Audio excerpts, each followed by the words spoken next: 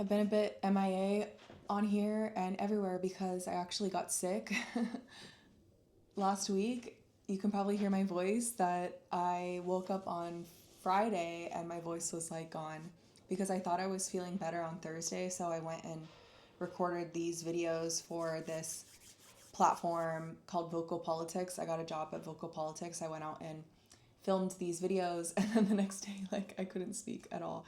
So if you're not following Vocal Politics, you should because they're doing great work, and also I am their newest contributor. So that's exciting for me, of course. I wanted to make this video today because of this investigation by CNN. Hopefully you guys have seen it. It's about that website called Motherless. It's a porn website. If you haven't seen the investigation, I think that you should. And I wanted to first make a video about just this website. And then I'm like doing my research for it. And I'm like, it's not just about this website. It's not just about this one porn website. It's actually about everything.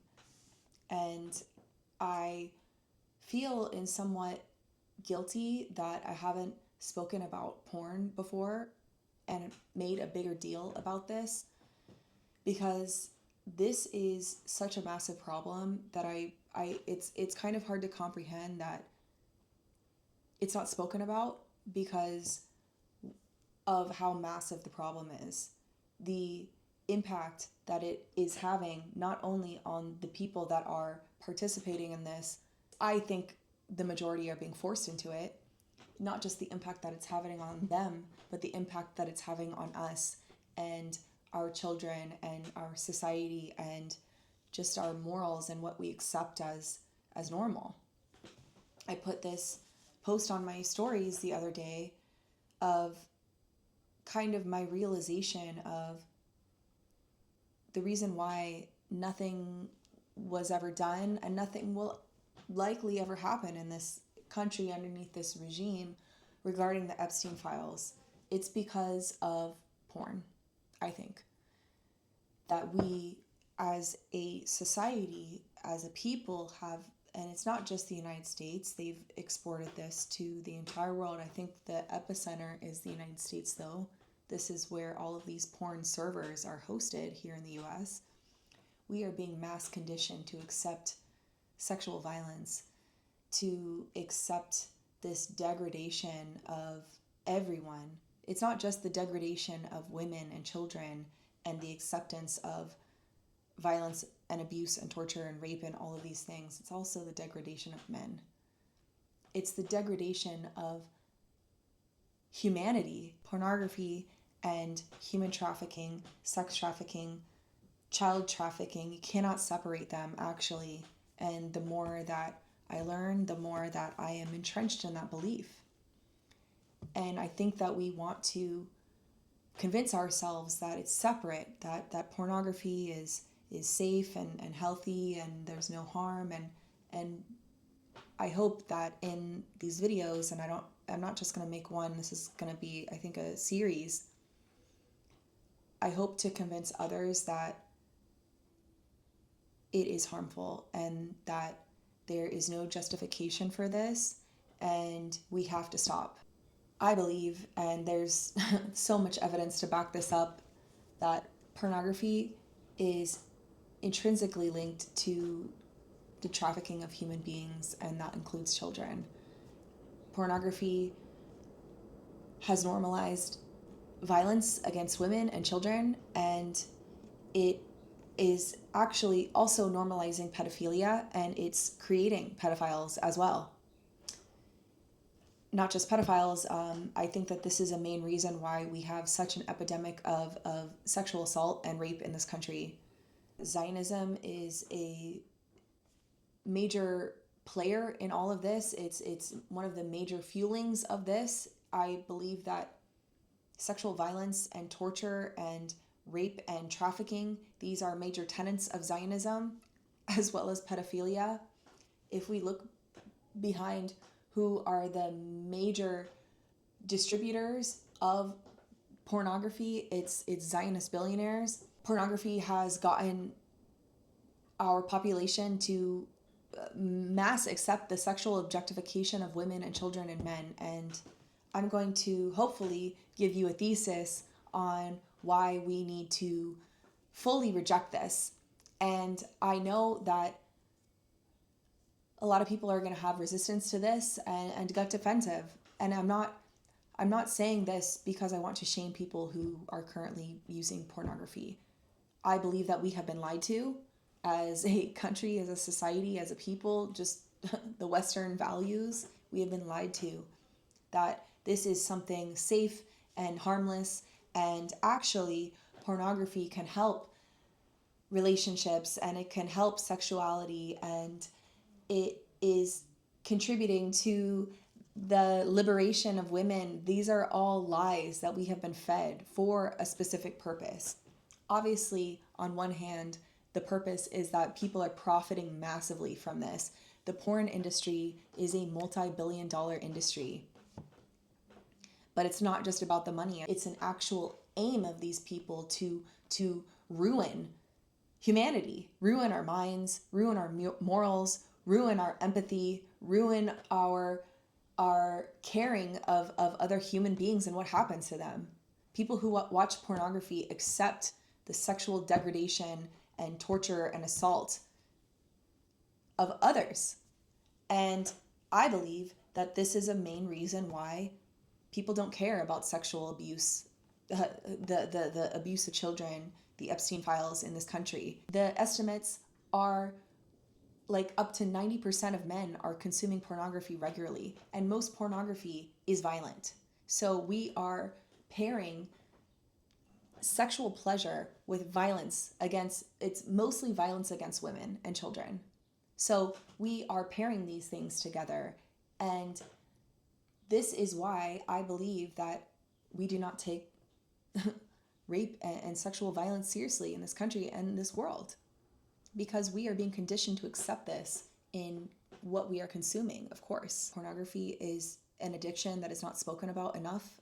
Obviously there's a massive amount of shame that is associated with this, but we need to be able to speak frankly about what's happening and the truth of this, because I don't think that we're going to be able to tackle anything like genocide and Palestine and the Epstein files unless we are able to cleanse ourselves of this, of this evil, because that's what it is.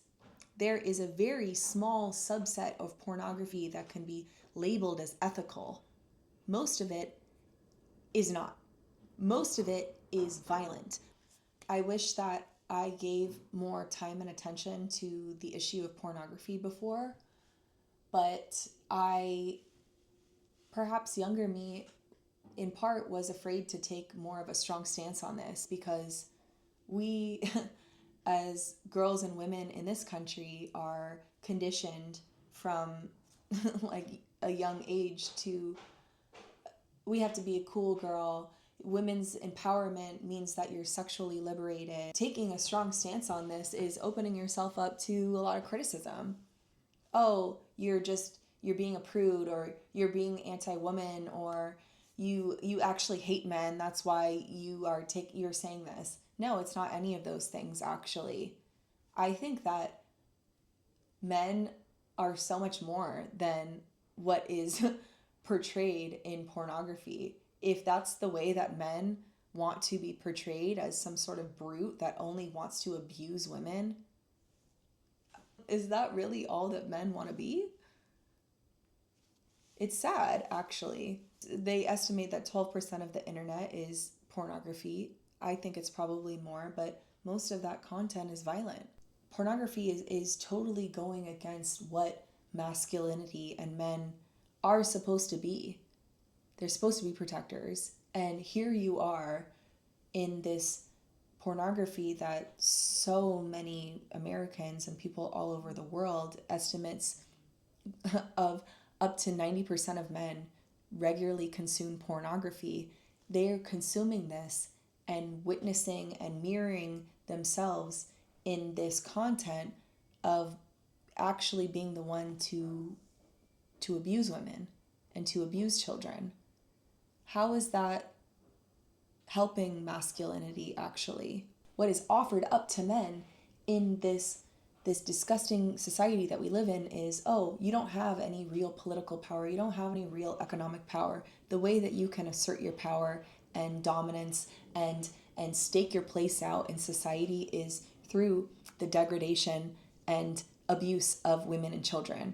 That's what is offered up to men as a way to to feel like men. It's estimated that up to 30% of women are consuming pornography regularly in the US, and you are being fed a script that sexual violence is normal and that it's actually pleasurable and that men are there to just abuse you. That's the script that's being fed to women. Also, the pornography that is being mass produced, most of it is user generated content at this point. The consumers are being conditioned to sexualize young women and more sexualizing children or women that appear as children. Like, you don't know the difference. So this is why I said that this is the reason why nothing's going to happen with the Epstein files, because this is all the sort of content that men and women even are getting off on. The investigation Motherless that CNN did, I'll just explain what this website actually is. It's a porn website that hosts, perhaps among other things, a genre of pornography called sleep content. And what this means is these are all users that are uploading this content, by the way. It's all user generated content. And they are putting up pornography videos of their wives or partners or just women in general that are incapacitated. Either they're saying that they're asleep or they're saying straight up that they drugged them. There's also a part of the website that I guess people are having chats in how to show others how to do this. There are users on this website that are also selling drugs, sleeping liquids, I guess. And they're also offering live streams to show others of them drugging their wives and abusing them. And some of these live streams, they are like, they're monetizing off of this. So they're charging viewers money to watch. So that was the website, I guess. Motherless describes itself, and by the way, like, this is still a porn website as far as I know that's still up and active. Its core audience is in the US, and in February alone they had 62 million visits. There was some, I guess, pushback on this article because it made it seem like that there were 62 million people who are accessing this website. So it doesn't necessarily mean there's 62 million people using this website. It means there's 62 million visits. Many of those users could be accounting for more than one visit. Motherless describes itself as a moral-free file host where anything legal is hosted forever. I mean, I would imagine that most of the content on here is not legal. I would imagine that most of the content put on pornography sites in general is not legal, but it doesn't fucking matter because sexual violence and rape, abuse, and torture of women and children are not crimes that anyone for the most part is held accountable for. And especially if it is something that is related to pornography or sex work, the people on the other end of that, the victims, are never going to be able to see justice against their perpetrators because they are blamed for their crimes. They are seen as whores and prostitutes and deserving of that, when the reality is that a lot of people, it seems like most women are trafficked in this, are forced into this. A lot of times physically forced, but also economically forced. When I was working at the women's shelter, a lot of the women, they're not going to be able to get a job. Like, there are no jobs. For the most part, there's no jobs available to people. And when you're homeless, you're definitely not getting a job for the most part. What is available for people to make money if you're a woman in that condition, when you're living on the street, when you have nothing. It's selling your body. That's it. So with this investigation that CNN did, and it's great that they did it, of course, we need more eyes and more attention to the sex trafficking industry, the pornography industry. But the reason why there isn't is because so many people feel like they're benefiting from this. This is like trying to take candy away from a baby. It's like people are so defensive of this and want to believe that it's harmless because they are getting some sort of pleasure and benefit from this. People, I'm sorry, like it's just the reality, and maybe it's hard to hear. People are excusing all of these layers of abuses and being okay with what is happening behind the screen because they are personally benefiting from it in that moment. I don't think that porn is helping anyone's life. I think that it is ruining lives, actually. That's what it comes down to with pornography, actually, that people, consumers, are going to prioritize their short-term benefit and pleasure over, is this person that I'm watching, if these people that I'm watching, are they being harmed? And is this even legal? Is this person being forced? Is this person a child? You want to excuse all of that and just pretend to, you just don't want to know, to personally benefit from that. So I think we need to contend with that. I hope that we can contend with that and realize, actually, we have so much more to gain without pornography. The CNN investigation, she interviewed a few victims, actually, women that were married to men, and found out that their husbands were drugging and raping them and filming the content and posting it online. I think that betrayal is just beyond. I think pornography, I mean, obviously this is an extreme version of it, though I don't think it's that extreme, actually, considering what is on the internet and what the truth of this is. I think that people are who are surprised by this investigation and these findings are really out of touch with what the truth and reality of all of this actually is. We don't want to delude ourselves into thinking that porn is ethical and it can be ethical and everyone's just a consenting adult and it's just everything's great. Well, that's not the truth, actually. And this motherless website, I think, is more illustrative of more or less what the norm is. Sexual assault is a horrific thing.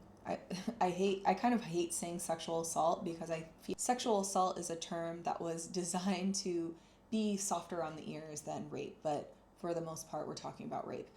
Rape is a crime that is so horrific that actually it's very common for victims and survivors of rape, especially child rape, that you want to just kill yourself, that you don't see the value in living anymore. That's how horrific it is. And the way that society treats you afterwards, the people in your life, your family, your friends, and society, and the people that we've been told our whole lives to go to when something horrific happens to you, like rape or murder, you go to the police, they're supposed to take care of it. No, they don't give a shit either. So rape, to me, I think is the most horrific crime there is. You have to live with those scars and the feeling that someone made you into someone just treated you as if you were nothing and took something so sacred from you, especially if this happened to you as a child. And you just have to live your life and you have to go on. Pornography, if that was just a one instance thing, and it was filmed and then it was put online, not only are you having to contend with this horrific crime that happened against you, but now you have to contend with how many people not just seeing this horrific crime that happened to you, not just seeing this, but deriving sexual gratification and pleasure from this, from the most horrific thing that happened to you. I think that's next level. That's so next level of just crimes against humanity. And if you are being trafficked and you are being forced to be involved in pornography, and they are recording and producing and uploading every single assault that happened to you, that's just beyond, honestly. And that's what this motherless site is. Yeah, so this CNN investigation, she interviews a few women that were victim to this, and it's pretty horrific to listen to, actually, and it illustrates the ways in which women are treated, men too, I mean, just everyone are treated when they go to the authorities trying to get help, and they are the ones that are blamed. So let's listen. I often found lots of bruises on my body that hadn't been there previously. Her former partner was charged with multiple counts of rape and sexual assault. The police had to look through all these videos. And what did they make of them? The one where I was absolutely horrified, and he'd performed a sexual act on my face whilst I was unconscious, and it was completely clear. And the police looked at this one, and I thought, there's the evidence. And the police said to me, well, we can't use that.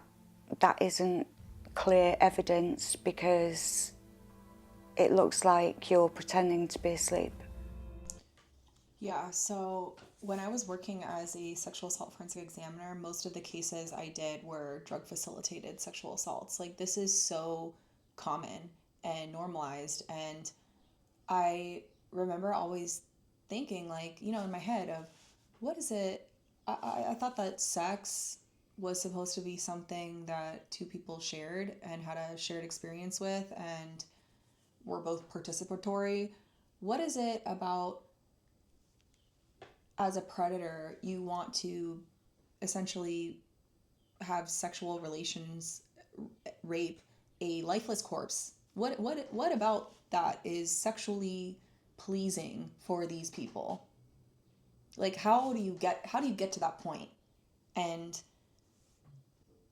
the answer is pornography. You get to that point with pornography because this is what is conditioning people, mostly men. I mean, the vast majority of pornography consumers are men, even though it's more and more women that are consuming it. You're being conditioned to be interested in more extreme and weirder and more graphic and more violent things, including rape, including raping children, including the thrill of drugging and assaulting an unconscious body. And the point that she makes about going to the police and them just saying, like, oh, it looks like you're asleep, that's kind of the typical response of the authorities, to minimize everything, to not take any of this seriously. And it is illustrative of kind of the societal norm of rape culture, of accepting violence against women and blaming the victim and minimizing these crimes.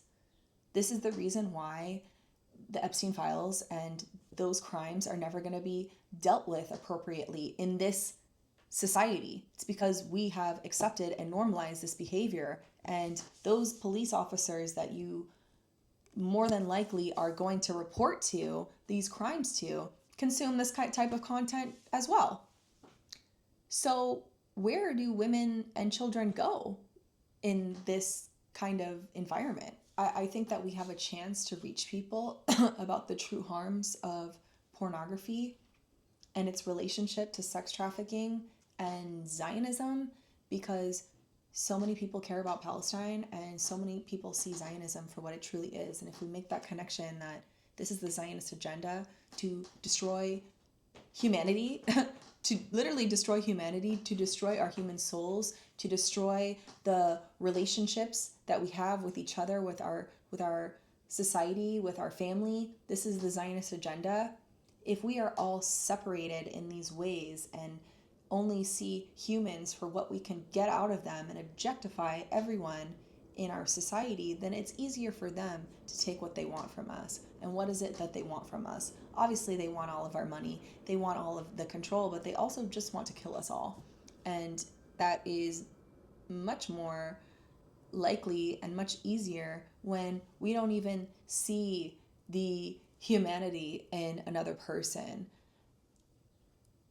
It's much easier for them to do that when we have been conditioned to look at the computer screen and not see the women and children on our computer screen who are being engaged in these acts. We don't see them as human.